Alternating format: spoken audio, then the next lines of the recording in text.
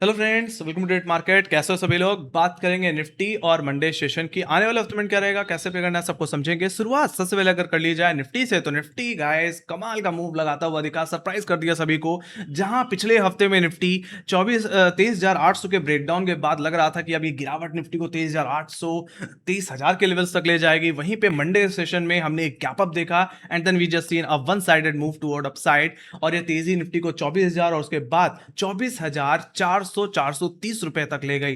देखा जाए तो बाजार में एक अच्छी खासी तेजी वापस लौट के आती हुई दिख रही है। कारणों की अगर बात कर ली जाए, रीजंस की बात करी जाए, तो सबसे पहला रीजन है कहीं ना कहीं एफआईएस का वापस लौट के आना। देखा जाए तो पिछले कुछ हफ्तों में लगातार सेलिंग देखने को मिल रही थी, नेट सेलिंग देखने को मिल रही थी, और अब वो थोड़ी इंप्रूव होती हुई दिख रही है बाइंग में, और हम प्लस नंबर अब देख पा रहे हैं। और फ्राइडे की अगर बात कर ली जाए, हफ्ते के आखिर दिन में 277 करोड़ की नेट बाइंग हमें देखने को मिली। मेरा मानना है ये पॉजिटिव नंबर्स ऐसे देखने को मिलते रहेंगे तो मार्केट का भी कॉन्फिडेंस बना रहेगा, है ना। दूसरा अगर कारण की अगर बात की जाए, तो इंडिया विक्स है जो कि बहुत ज्यादा ठंडा पड़ता हुआ दिख रहा है, जो कि काफी अच्छा है। कहने के हम लोगों के अंदर जो मार्केट के अंदर जो डर है वो अब शांत होता हुआ दिख रहा है और कॉन्फिडेंस लौट के आता हुआ दिख रहा है। तीसरा कारण अगर देखा जाए तो वह है रुपी डॉलर, जिसमें कहीं ना कहीं रुपया अब मजबूती पकड़ रहा है। एक डॉलर अब 95 रुपीज 38 पैसा है, जो कि कहीं ना कहीं ये पहले 96 रुपए का था, है ना। तो यहाँ पे भी एक अच्छा कूल ऑफ, कहने की बाजार का मूड मॉल सुधार रहा है। और सबसे बड़ा कारण जो यहाँ पे मैं देख पा रहा हूँ वो है क्रूड ऑयल। क्रूड ऑयल के प्राइसेस थोड़े स्टेबल हो रहे हैं, कहीं ना कहीं एक दायरे में ही रह रहे हैं। फिलहाल हमको ये बहुत एक्स्ट्रा स्पाइक्स नहीं देख रहे।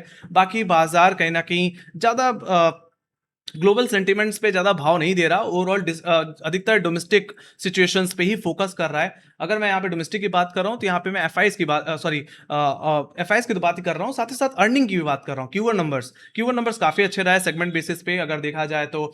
आईटी ने भी काफी अच्छा कंट्रीब्यूशन दिया इस हफ्ते में, साथ ही साथ ऑटो फार्मा भी काफी अच्छा चले। अगर कोई नहीं चला डोमेस्टिकली तो वो था बैंकिंग सेक्टर। बैंकिंग सेक्टर काफी अंडर परफॉर्म करता हुआ दिखा, ठंडा पड़ता हुआ दिखा, और इसको कहीं ना कहीं लीड कर रहा था कहीं ना कहीं HDFC bank, Axis bank, ICICI bank, Kotak Mahindra. इन सब प्राइवेट बैंकिंग स्टॉक्स में अधिकतर कमजोरी हमें परसिस्ट होती हुई दिखी है। हालांकि हफ्ते के आखिर तक आते आते थोड़ी वहां पे भी सुधार देखने को मिल रही है। उम्मीद कर रहा हूं कि आने वाले हफ्ते में बैंकिंग स्टॉक्स से भी थोड़ा कंट्रीब्यूशन हमें देखने को मिले। कहीं ना कहीं अधिकतर Q1 नंबर्स ने भी कहीं ना कहीं यहाँ पे मार्केट की तेजी को कंट्रीब्यूट किया है। और जो यूएस ईरान की सिचुएशन में जो दिक्कतें देखने को मिल रही है उस पर मार्केट ज्यादा रिस्पॉन्ड नहीं कर रहा। राइट, सो ये सब चीजें हो गई गाइस इस हफ्ते की सिचुएशन की। अब सीधे बात करेंगे निफ्टी के लेवल्स की, है ना। टेक्निकल लेवल्स को देख लेते हैं मंडे को क्या होने वाला है। मंडे की अगर शुरुआत की अगर बात की जाए तो मेरा मानना है मंडे की शुरुआत फ्लैट टू गैप अप हो सकती है। जैसे ने बोला, मार्केट का सेंटीमेंट काफी अच्छा है इस समय। यूएस मार्केट्स भी कहीं ना कहीं थोड़ा रिलीफ लेते हुए दिखे हैं, तेजी के साथ बंद होते हुए दिखे हैं, और क्रूड ऑयल में भी हमने थोड़ी ठंडक आती हुई देखी है। तो मेरा मानना है मंडे को फ्लैट से गैप ओपनिंग हो सकती है। ये ओपनिंग निफ्टी के जो फ्राइडे का जो हाई था 24,430 रुपए, उस लेवल के करीब खुलता हुआ दिख सकता है। या हो सकता है अगर 430 रुपए को खुला तो कहीं ना कहीं 24,500 रुपए के लेवल्स भी देखने को मिल सकते हैं। तो फ्लैट टू गैप ओपनिंग हमें देखने को मिल सकती है। अब सीधे थोड़ा सा लेवल्स को जान लेते हैं, मंडे के कौन कौन से लेवल्स इंपॉर्टेंट रहेंगे।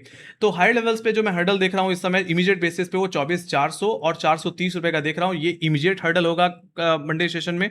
ऑलराइट, तो वहीं पे नेक्स्ट मेजर हर्डल जो हमें देखने को मिल रहा है निफ्टी में गाइस, वो है 24,530 और 24,600। ऑप्शन डेटा के हिसाब से 24,500 24,600 काफी हैवी कॉल रेटिंग होल्ड करते हैं। और देखा जाए तो वॉर सिचुएशन के बाद निफ्टी बार बार कहीं ना कहीं 500-600 रुपए के जोन पे ही सरेंडर करता रहा है। एक तरह से बोलो तो कंसोलिडेशन जोन में है निफ्टी, और जब जब इस जोन में आता है हम एक सेलिंग ट्रिगर होते हुए देखते हैं।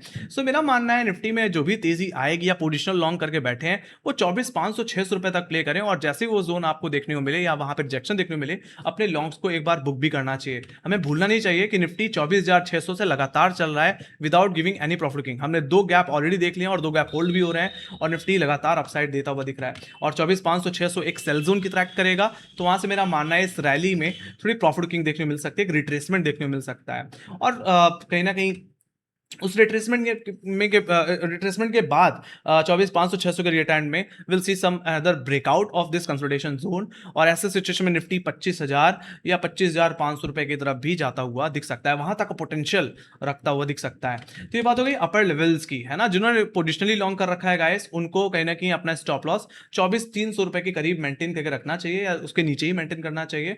बाकी टेक्निकली निफ्टी इंटरडे बेसिस पे बुलिश तब तक है जब तक निफ्टी 24,200 200 और 150 रुपए के ऊपर ट्रेड कर रहा है। ऑलराइट, उसके ऊपर हम बायोडिप का व्यू रख सकते हैं, है ना। तो 24,300 इमीडिएट हर्डल रहेगा, सॉरी सपोर्ट रहेगा। यहाँ पे काफी अच्छी पुट राइटिंग हमें इमर्ज होती हुई दिखी है। उसके बाद 24,200 150, मेरा मानना है ये जोन वीकली सपोर्ट जोन की तरह काम करेगा, है ना। तो अगर आप कोई प्रॉफिट बुकिंग भी प्ले कर रहे हैं 24,300 के नीचे, तो उनको बुक जरूर कर लीजिए 24,200 150 के लेवल पे। देखा जाए तो यहाँ पे पुट राइटर तो बैठे हैं, साथ ही साथ मूविंग एवरेज के तौर पे 110 20 डे एक्सपोनेंशियल एवरेज भी देखने मिलता है ना। सो जब तक इसके ऊपर है टेक्निकली निफ्टी बुलिश है। ऑलराइट, बाकी 150 का लेवल अगर टूट जाता है तो मेरा मानना है जो निफ्टी में जो गैप्स हैं वो कवर हो सकते हैं। सो मेरा मानना है जो निफ्टी में कमजोरी वापस लौट के आएगी वो 24,200 150 के नीचे ही आएगी। So we need a daily closing. अगर कोई एग्रेसिव शॉर्ट करने का प्लान कर रहा है तो इसी के नीचे ही मेरा मानना है कोई मेजर शॉर्ट बन सकती है। ऐसा हुआ तो निफ्टी का फर्स्ट टारगेट डाउन साइड में होगा 24,000, उसके बाद 24,090 24,880, है ना। तो वहां तक की गिरावट फिर हमें देखने को मिल सकती है। तब तक के लिए स्टे बुलिश, स्टे पॉजिटिव, है ना। Just do buy on dip till 24,500 24,600, है ना। उसके बाद will see some major upside. तो ये बात होगी गाइस निफ्टी के ओवरऑल लेवल्स की, कहां से कमजोरी आ सकती है, कहां से मजबूती आ सकती है, अपसाइड में क्या एक्सपेक्टेड टारगेट हो सकते हैं, कमजोरी में कौन कौन से डाउनसाइड टारगेट्स हो सकते हैं, वो मैंने आप लोगों को बता दिए हैं, है ना। इसलिए मैं भी बोल रहा हूं क्योंकि ऑलरेडी काफी चला हुआ है, तो कहीं ना कहीं 24,400 सॉरी 24,500 600 के करीब, है ना, वापस प्रॉफिट बुकिंग ट्रिगर हो सकती है।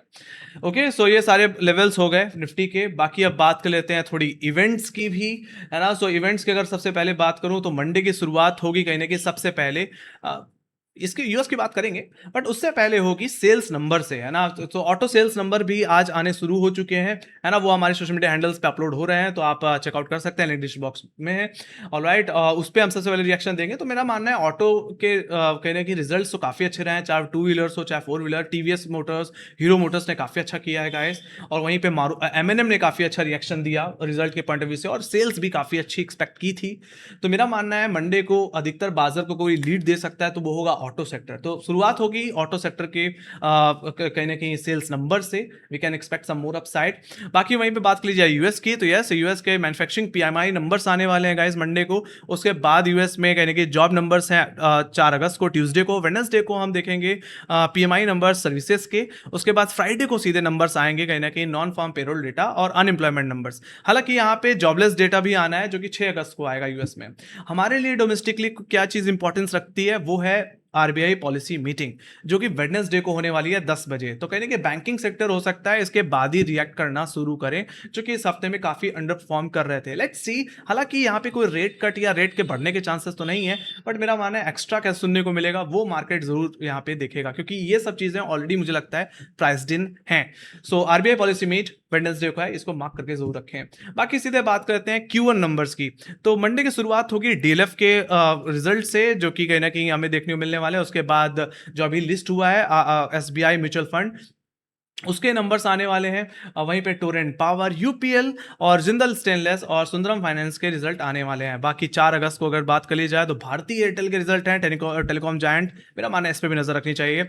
ONGC, Pidilite industries, BSE limited, Marico और नाइका के नंबर्स अलाइंड हैं। तो वहीं पे वेडनेसडे को देख लिया जाए तो Power Grid, Cummins, GE Vernova, Aurobindo pharma, Biocon, Berger Paints के नंबर्स हैं। फिर थर्सडे को हम देखें तो LIC India, Trent, Motherson Sumi, Hero Motors, Corp, Lupin और ब्रिटानिया के नंबर्स अलाइंड हैं। फिर उसके बाद अगर हम ध्यान से देखें तो 7 अगस्त को SBI, Titan, Hindalco, Hitachi energy, power finance और गोदरेज कंज्यूमर के रिजल्ट हैं। और बाकी 8 तारीख की बात की जाए तो अनंतराज, एचबीएल इंजीनियरिंग, बैंको प्रोडक्ट्स, पीएनसी इंफ्रा।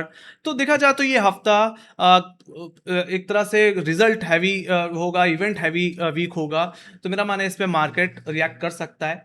सो मैं तो यही बोलूंगा, अगर आप इंडेक्स को प्ले कर पाने में थोड़ा असमर्थ हैं तो मैं तो कहूंगा Q1 रिजल्ट रिलेटेड स्टॉक्स पे जरूर फोकस करें, क्योंकि वहां पे रिएक्शन बहुत अच्छा आ रहा है। 6% का रिएक्शन हमें देखने को मिला। कहीं ना कहीं हम आईटी की बात करें तो आईटी में टेक महिंद्रा ने काफी अच्छा रिएक्ट किया, फिर उसके बाद इन्फोसिस काफी अच्छा चला। साथ ही साथ अगर ऑटो की बात कर ली जाए तो एमएनएम में काफी अच्छी तेजी रही। हीरो मोटर्स, टीवीएस मोटर्स, है ना, अपने Q1 नंबर्स के एक्सपेक्टेशन में या Q1 नंबर्स के बाद रिएक्ट करते हुए दिखे हैं, है ना। तो मेरा मानना है आने वाले और रिजल्ट्स भी मार्केट को, है ना, थोड़ा पॉजिटिवली यहाँ पे यहाँ पे पोटेंशियल दे सकते हैं to play for the upside. तो इन सब पे को भी आप देख करके चल सकते हैं। तो मार्केट का मूड माहौल बुलिश है, पॉजिटिव है, just do buy and dip. Alright, और नजर रखें 24,500 600 के लेवल पे, क्योंकि इसी का निकल जाना कहीं ना कहीं इंपॉर्टेंट है निफ्टी में कोई बड़े मूव को ट्रिगर करने के लिए, क्योंकि देखा जाए तो अभी तक निफ्टी ने कुछ नया नहीं किया है। बार बार निफ्टी 24,500 600 पे आके अटक जाता है। तो इसका ब्रेकआउट बहुत मैटर करेगा आने वाले हफ्ते में। तो क्या यहाँ पे जो इवेंट्स हैं वो मदद करेंगे, है ना, वो चीज़ देखने वाली होगी। बाकी आपको क्या लगता है गाइस, आने वाले हफ्ते में निफ्टी को में आप कौन से टारगेट्स एक्सपेक्ट कर रहे हैं? डाउन साइड के, अप साइड के, गैप हो या गैप डाउन, है ना, आपके एक्सपेक्टेड टारगेट्स क्या हैं वो आप मेंशन करके जरूर चलें कमेंट सेक्शन में। बाकी मार्केट से रिलेटेड जितनी अपडेट्स हैं वो अपने सोशल मीडिया हैंडल्स पे शेयर करते रहते हैं गाइस, लिंक डिस्क्रिप्शन बॉक्स में। तो लाइक शेयर सब्सक्राइब करो। Thank you very much for watching. Bye bye guys, take care guys, love you, bye.